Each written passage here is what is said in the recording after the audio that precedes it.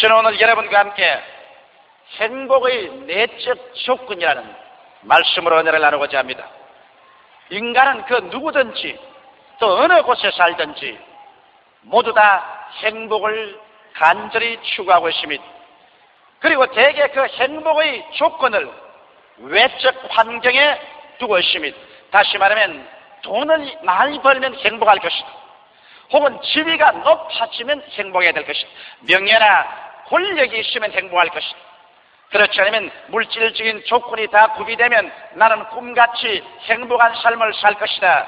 이와 같은 생각을 하고 있는 것입니다. 그러나 오늘날에 와서 돈이나 지위나 명예나 권력을 얻은 사람들, 물질적인 모든 요구 조건이 다 확립된 사람들이 과연 행복하냐? 사실은 행복하지를 않습니다. 저들은 있는 힘을 다하여 인간이 생각하는 물질적인 외적 환경의 고치를 점령하고 나니까 그 다음에 다가오는 것은 끝없는 마음의 구렁텅이인 것입니다. 이 마음의 구렁텅이를 메꾸지 않은 이상 인간이 추구하는 행복이란 다가올 수 없다는 것을 그들은 알게 되는 것입니다.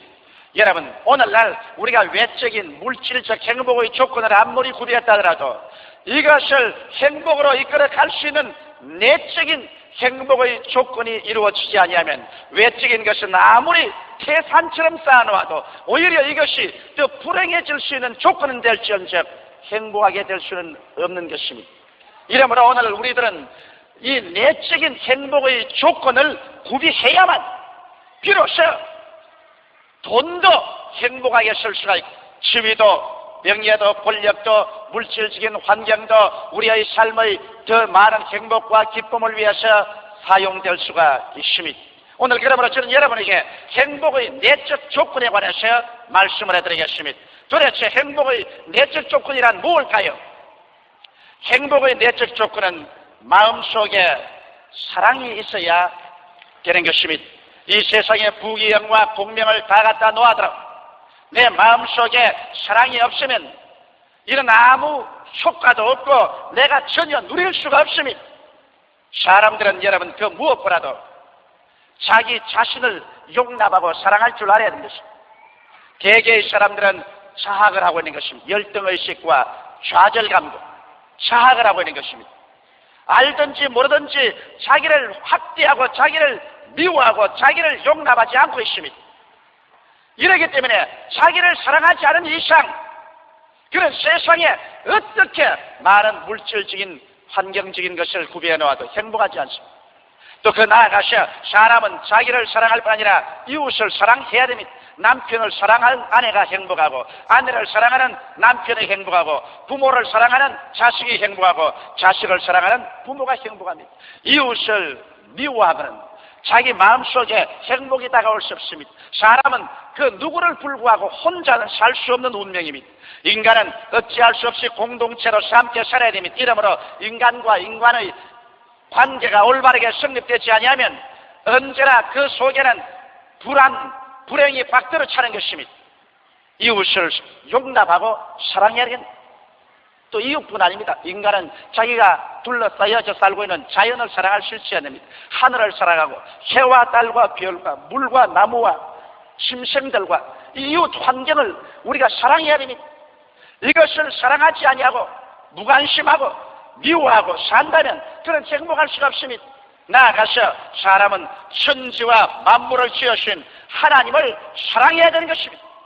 오늘날 이와 같이 사랑 없이 행복을 누릴 수 있는 사람은 아무도 없습니다. 사랑 없이 돈도 의미가 없습니다. 지위도 무의미한 것입니다. 권력도 의미가 없는 하나의 폭력에 불과하게 되는 것입니다. 그리고 모든 아름다운 환경도 사랑이 없이는 그에게 조금도 행복을 갖다 줄 수 없는 것입니다. 이러므로 행복은 마음속에 사랑이 있을 때 행복할 수 있지, 사랑 없는 곳에는 이 세상에 어느 곳이라도 나도 행복은 없습니다. 그 다음 행복은 마음의 평화가 있어야 되겠습니다. 마음의 불안과 공포가 폭풍우처럼 소용돌이치는 곳에 부귀영화 공명이나 물질적인 환경이 아무리 좋다고 하더라도 그게 행복이 있을 수가 없는 것입니다. 마음에 염려, 근심, 불안, 초조, 절망이 꽉 들어 차 있는데 어떻게 행복할 수 있겠어요? 이러므로 우리가 사는 이 세계는 실제적으로 불안으로 꽉 들어찬 세계인 것입니다. 어느 때 어느 순간에 어떤 일이 날지 알지 못하는 하나도 안정되어 있지 않은 세계가 우리가 사는 세계인 것입니다. 이와 같은 세계 속에서 내 마음 속에 넘치는 평화를 가지고 있어야 합니다. 평안을 갖기 위해서는 사람들은 그 마음 속에 죄책이 없어야 됩니다. 내가 죄책을 덮어놓고 있는 이상 이 죄책이 다른 사람에게 보이지 않는다고 할지라도 내 양심 속에 죄악이 마치 거품을 뿜어올리는 바다 물결같이 늘 끓고 있는 이상 마음속에 평화는 절대로 있을 수가 없는 것입니다. 누가 이 죄책을 없앨 수가 있어요? 하나님과 나와의 평화를 가져오고 나와의 이웃과의 평화를 가져오는 이 죄책에서의 해방, 이러한 것 없이 마음속에 평안할 수가 없는 것입니다. 그러므로 내가 잠자리에 들어갈 때 두 다리를 뻗고 평안하게 잠자리에 들어가고 내가 세상에 나와서 활동할 때 마음속에 불안, 초조, 절망 없이 평안하게 살기 위해서는 죄에서 해방이 되어야 되고 그리고 하나님과 나와의 화목이 이루어져 나와 이웃과의 화목이 이루어져야 마음속에 평안합니다. 이 화목이 없는 이상 마음속에 평화가 없는 이상 행복은 절대로 우리에게 다가오지 않습니다. 또 나아가서 행복하려면 생활에 확신이 있어야 되는 것입니다. 흔들리는 터전 위에서 사는 사람들에게는 여러분 생활에 확신이 없습니다. 생활에 확신이 없는 사람에게는 행복이 다가올 수 없습니다. 오늘날 우리가 사는 이 세계는 모두 다 흔들리는 터전 위에 살고 있습니다. 어떠한 제도나 경제적인 질서나 사회적인 질서가 언제 흔들려서 무너지고 깨어질지 모르는 그러한 상황 속에 살고 있는 것입니다. 이렇기 때문에 흔들리고 흔들리며 동요하고 동요하는 세계 속에서 사람들은 무엇을 확실히 부여잡고 이것이라고 기반을 하고서 살아갈 수 있는 확신이 없습니다. 여러분 이 세상에 정치체도 끊임없이 흔들립니다. 금전도 흔들립니다. 지위나 명예나 권세도 일시적이요 언제 뿌리째 뽑혀갈지 모릅니다. 청춘도 흔들립니다. 생명조차도 흔들립니다. 이와 같은 모든 것이 흔들리고 흔들리며 요동하고 무너지는 이 시대 무엇 하나 마음속에 깊은 확신을 가지고서 요동치 않는 토대 위에 서서 살 수 있겠습니까? 요동치 않는 토대 위에 서지 않고는 모두 다 일시적이고 순간적인 것만 가지고서는 절대로 행복할 수는 없을 것입니다. 여러분이 가지고 있는 그 지위도 순간적인 것입니다. 그 명예도 순간적인 것입니다. 그 청춘도 그 물질적인 환경도 오늘 있다가 내일 사라질 수밖에 없습니다. 성경은 말씀하기를 내 인생이 무엇이냐 잠시 있다 사라지는 안전이라 내일 일을 자랑치 말라. 오늘 내게 어떠한 일이 일어날지 알지 못하니라. 모든 인생은 풀과 그 영원한 풀의 꽃과 같다. 꽃은 시들고 풀도 시들고 모든 것은 사라져버리고 만드는 것입니다. 아무것도 확신할 것이 없는 곳에는 여러분 행복이 다가올 수 없는 것입니다. 또 나아가서 내일의 희망이 없는 사람이 행복 없습니다. 여러분 꿈을 잃어버린 사람은 그로서 망하는 사람인 것입니다. 꿈이 없는 백성은 망한다고 성경이 말하고 있는 것입니다. 내일이 없는데 오늘 먹고 마시고 오늘 그대로 포기해버리자는 것이 인생이 아니겠습니까? 사람들은 어떠한 절망 상황에도 꿈을 간절히 사모하기를 원하는 것입니다. 그래서 내일이 있는 이상 사람들은 그 속에서 웃을 수가 있고 일할 수가 있습니다. 그러나 내일을 잃어버린 적막 상황에서는 사람들은 오직 절망할 것밖에 없는 것입니다. 오늘 그런데 어디에서 우리가 내일 영원을 얻을 수가 있겠습니까? 이와 같은 조건이 없는 이상 여러분의 환경 가운데 지위나 명예나 권세나 돈이나 아무리 좋은 환경을 갖다 놓아도 이것을 누릴 만한 마음의 상태가 되어 있지 않기 때문에 행복은 소유할 수가 없는 것입니다. 그럼 누가 우리의 마음속에 행복을 소유할 수 있는 사랑과 평안과 생활의 확신과 내일의 희망을 갖다 줄 수 있는 것입니까? 이와 같은 것은 학교에서 교육을 통하여 절대로 얻을 수 없습니다. 철학적인 수양을 통해서 얻을 수가 없습니다. 이와 같은 것은 유엔이 줄 수가 없고 어떠한 나라의 정치나 권력도 마음의 사랑과 평화와 생활의 확신과 내일의 희망과 꿈은 줄 수가 없는 것입니다. 어디에서 그러면 우리가 이것을 얻어야 행복할까요? 오늘날 사람들은 대개 이것을 얻지 못하기 때문에 옛날보다 오늘날 얼마나 좋은 더 환경 가운데 살고 있습니다. 더 많은 돈을 가지고 있고, 더 많은 사람들은 지위를 누리고 있습니다. 명예도 가지고 있고, 저 많은 좋은 환경에서 좋은 집을 짓고, 좋은 옷을 입고, 좋은 음식을 먹고서 좋은 생활을 하고 있어도 옛날보다 오늘날은 더 많은 가정이 파괴되고, 더 많은 살인사건이 일어나며, 더 많이 자살하고, 더 많이 범죄하고, 더 많이 감옥에는 사람들로 꽉 들어차고, 더 많이 불행한 사람들로 꽉 들어찬 이유는 절대로 환경이 사람에게 행복을 갖다 줄 수 없다는 하나의 증거인 것입니다. 이러므로 행복을 갖다 줄 수 있는 사랑과 마음의 평화와 생활의 확신과 내일의 희망, 이것은 오직 길이요 진리요 생명 되시는 예수 그리스도를 통하지 않고는 얻을 수가 없습니다. 이러므로 우리는 예수를 전도합니다. 이러므로 예수께서 회개하라! 천국이 가까이 왔다고 말할 수 있는 이유가 바로 거기에 있는 것입니다. 행복을 갖다 주기 때문에 천국을 우리 속에 갖다 줄 수 있는 것이 예수님인 것입니다.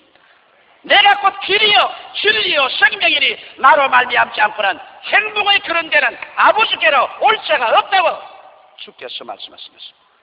그러면 예수께서 우리에게 사랑의 조건을 충족시켜 줄 수 있나요? 여러분, 이 세상에 사랑이란 여러 가지 사랑이 있습니다. 에로스 사랑, 이순간의 사랑입니다. 지극히 이기주의적인 오늘날 에로스 사랑이 파괴됨으로 말미암아 수많은 가정들이 파괴되고 있는 에로스 사랑으로서는 안 됩니다. 친구의 사랑, 필레오 사랑. 필레오 친구는 오늘 이 친구 되었다가 내일이 원수가 되는 국제 정치의 무상한 생활 가운데서 필레오 사랑을 잊지하고 우리가 사랑이라고 할 수는 없습니다. 시돌케 사랑, 부모와 자식 간의 사랑, 이것도 내 부모, 내 자식만 사랑하지 그것을 넘어서 그와 같은 사랑이 존재할 수 없어 이것도 이기주의적인 것입니다.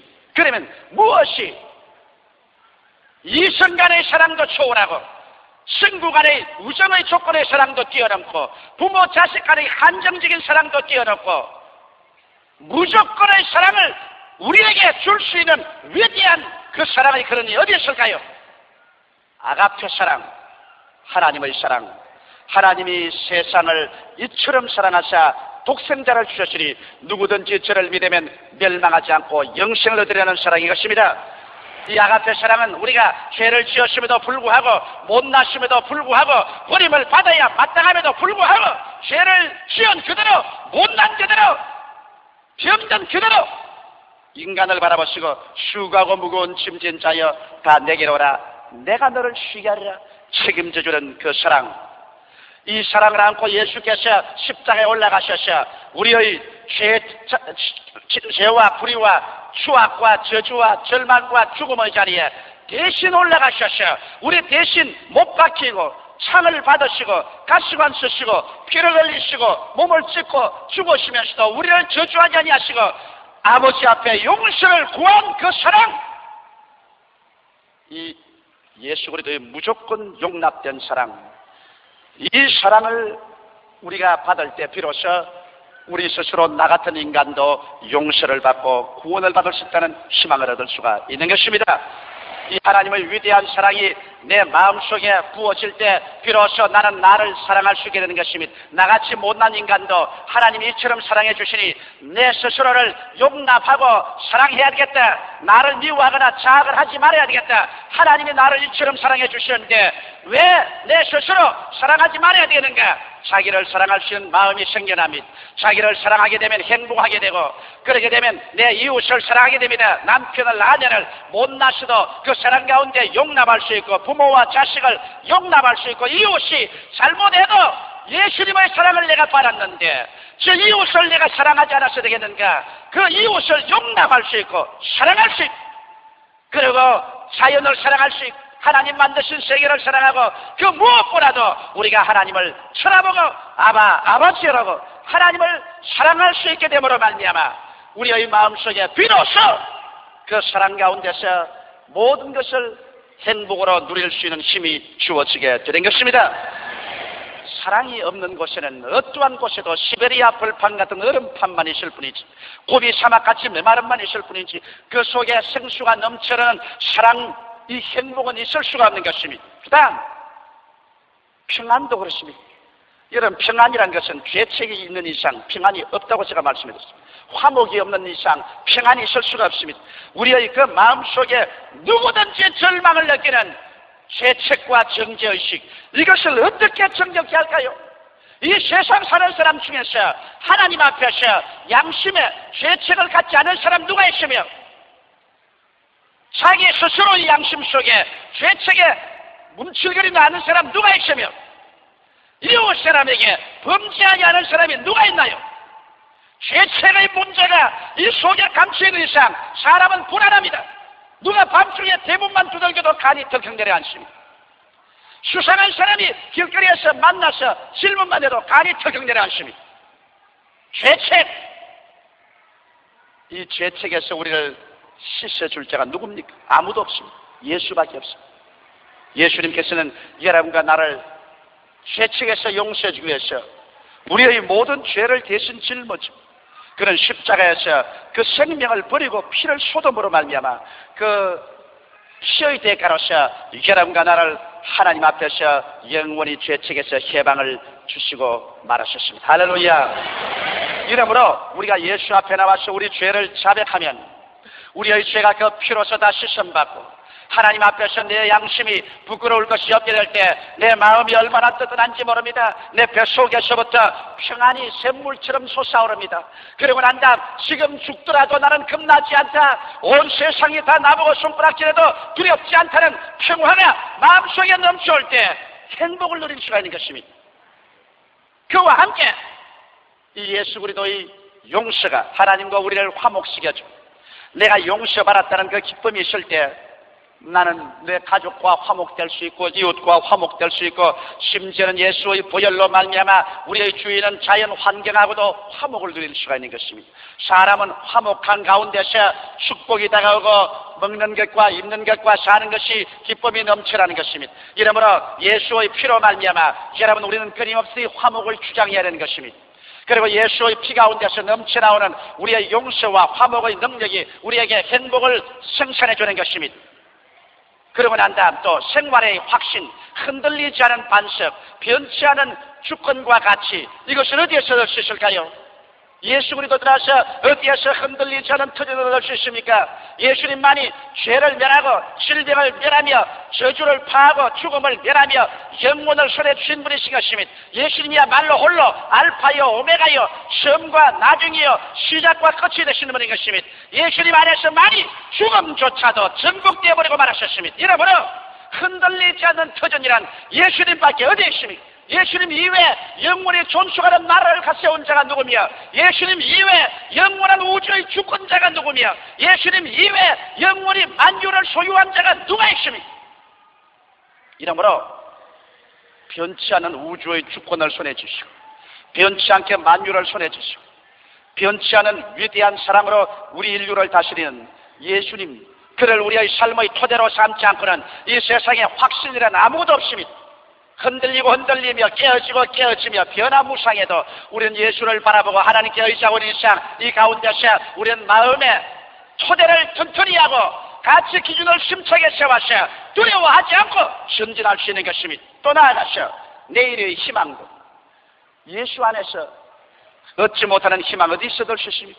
우리의 환경에 살아갈 동안에 폭풍이 다가오고 시련이 다가와도 우리는 말할 수 있습니다. 좋은 일은 좋아서 좋고 좋지 않는 일은 하나님께서 내일에 좋게 해주시기 때문에 좋다. 하나님을 사랑하는 자, 곧 그 뜻대로 부르심을 입은 자들에게는 모든 것이 합력하여 선을 이루게 된다. 지금 나쁘게 보이더라도 나중에 선하게 된다는 희망이 있게 되는 것입니다. 할렐루야. 이렇기 때문에 우리는 절망에서 낙심하지 않습니다. 병들어도 나을 희망이 있고 못 살아도 저주에서 해방될 희망이 있고 고통당해도 위대한 승리가 올 것을 희망할 수 있으며 죽음이 다가와도 영원한 천국에 들어갈 희망이 있는 것입니다. 이런 희망이 있기 때문에 우리는 적극적이고 긍정적이며 진취적이고 승리적인 신앙생활을 하고 살 수 있는 것입니다.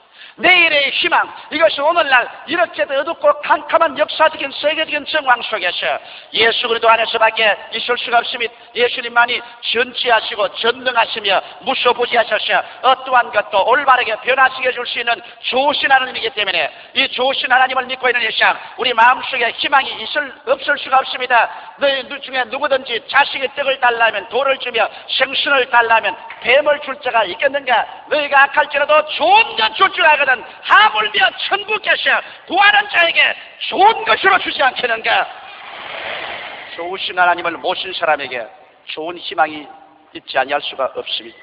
그러므로 오늘 예수 그리스도 안에서 사랑과 평화와 생활의 확신과 내일의 희망을 얻으면 우리는 돈, 지위, 명예, 권세, 좋은 물질적 환경을 손에 쥐고 이것을 요리해서 이것을 행복으로 이끌어갈 수 있는 마음속의 자원이 있게 되는 것입니다. 그러나 이와 같은 내적인 이 행복의 자원을 우리가 가꾸어야 됩니다. 이걸 가꾸지 아니하면 없어지고 마는 것입니다. 내가 한때 교회에서 은혜 받아서 오두막집도 행복하고 부모 자식도 다 행복하고 좋았는데 어느 정도 계속하다가 이것이 사라지고 말았다고 탄식하는 사람이 있습니다. 이는 그에게 행복의 이러한 조건들이 마음속에 성령으로 주어진 것을 가꾸지 않았기 때문에 그런 것입니다.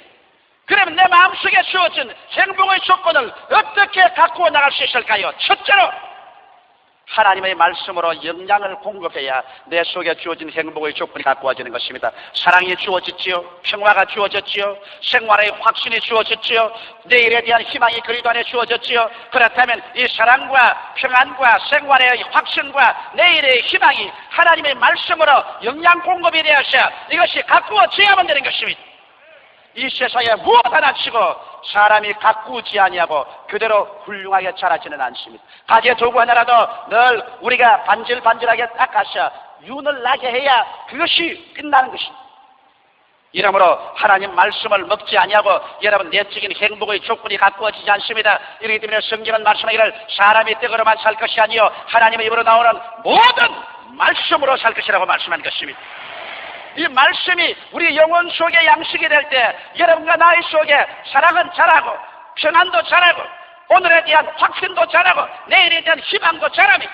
그래서 우리의 행복을 누릴 수 있는 그릇이 30배, 60배, 100배로 성장하게 되는 것입니다.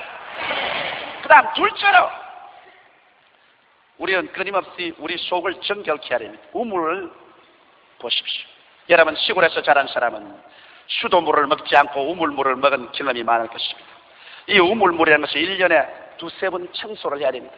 그러지 않고 여러분 보면 큰 비가 오고 난 다음 우물에 물이 싹 올라오면 여러분께서 우물물 속을 들어보면 불구스름한 기름이 떼 있는 것을 볼 것입니다.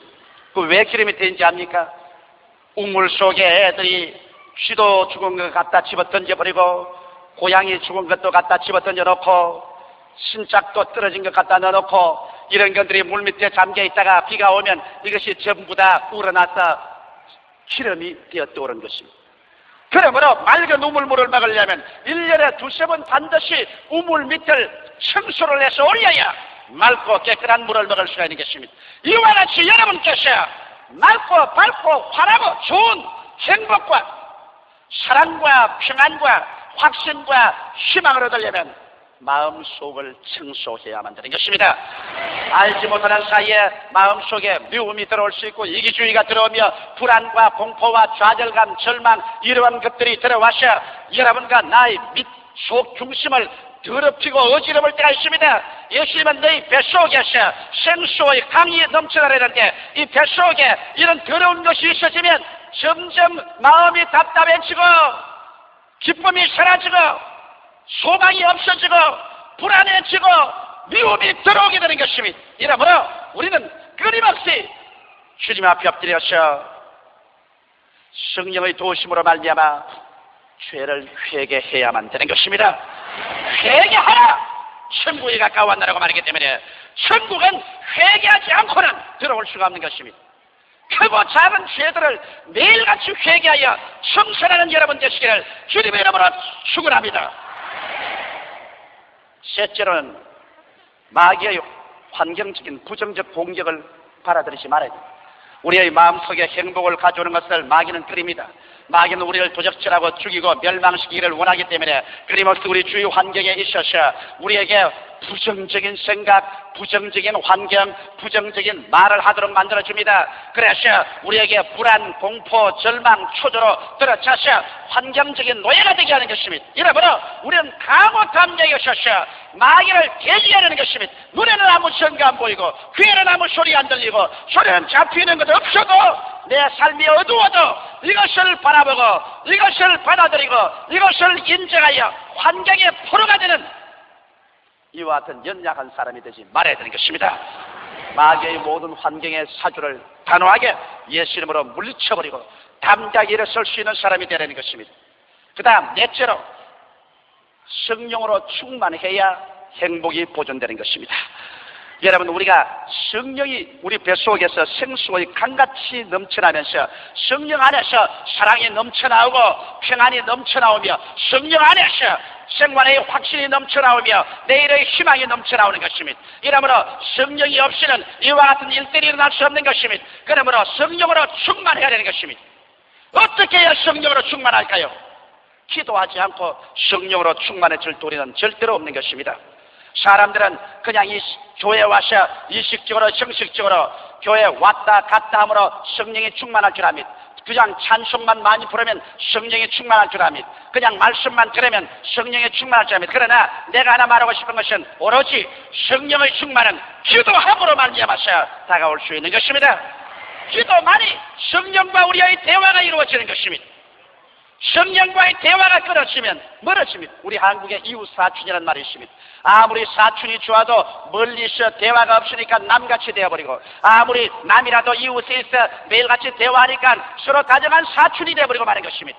이와 같이 대화하는 곳에 친해지는 것처럼 성령과 친밀해지기 위해서는 끊임없이 철학기도, 금식기도, 가정예배, 기도에 힘써야 성령으로 충만해질 수 있는 것입니다.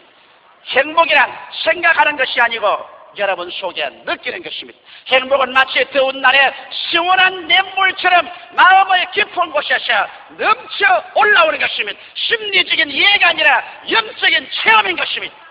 이러기 때문에 행복은 체험하는 것이지 이론적으로 생각하는 것이 아니므로 오늘 행복한 여러분이 되시기를 주님의 이름으로 축원합니다. 다 같이 기도드리겠습니다. 살아계신 하나님 아버지, 부귀영화 공명금전 환경에 다 있어도 이를 누릴 수 있는 힘인 사랑과 평안과 오늘의 확신과 내일의 희망이 없이는 행복은 있을 수 없는데 이러한 것은 오직 예수님 안에서만이 얻을 수 있는 것을 알게 하여 주옵소서. 예수님 이름 받들어 기도드리옵나이다. 아멘. 나는 아직 예수를 믿지 않습니다.